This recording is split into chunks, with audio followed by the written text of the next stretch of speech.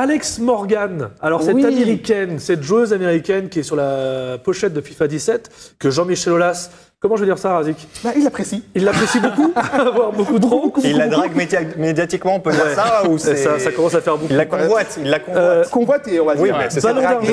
médiatiquement. Draguer, ça peut déranger Nathalie, ça... Ah non, mais je suis Ballon pas d'argent à la Coupe du Monde féminin des moins de 20 ans 2008. Première joueuse à figurer sur la couverture américaine de FIFA 16. Et donc, l'OL s'intéressant de plus en plus à cette technique merchandising pour faire venir des joueuses de tous les continents.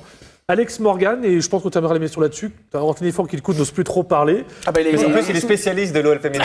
C'est pour ça, et surtout, c'est ça. Je suis très curieux d'attendre. Allez, on va lâcher un scoop. Parce qu'on aime bien aussi les people. On aime bien un peu les infos croustillantes. Qu'est-ce qu'il va dire?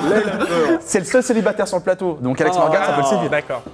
Non, je m'attendais pas à ça en fait. Non, mais ça peut te séduire, Alex Morgan. Non, mais pour revenir, pour être un peu plus sérieux. Alors, Alex Morgan. Je suis pas un spécialiste du foot féminin, mais je fais plus confiance à Jean-Michel Aulas pour son recrutement ces derniers mois que sur l'OL masculin. Ces dernières années sur le foot féminin que sur le foot masculin, parce que foot féminin, chaque été, il y a le recrutement qu'il faut. Là, des joueuses sont parties et de qualité.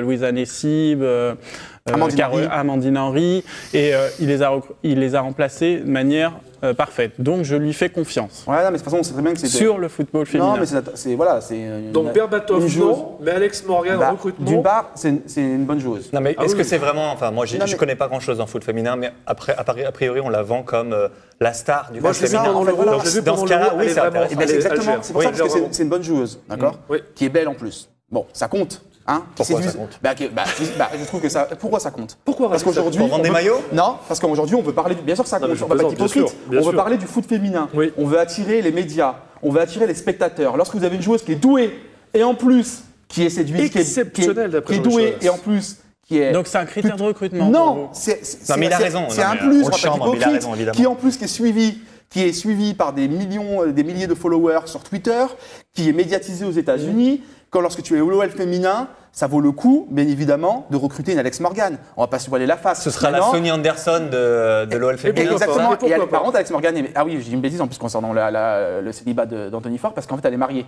justement, et ça pose problème. Je croyais que tu allais dire qu'il était avec quelqu'un. Et c'est pour ça qu'elle peut pas venir pour l'instant.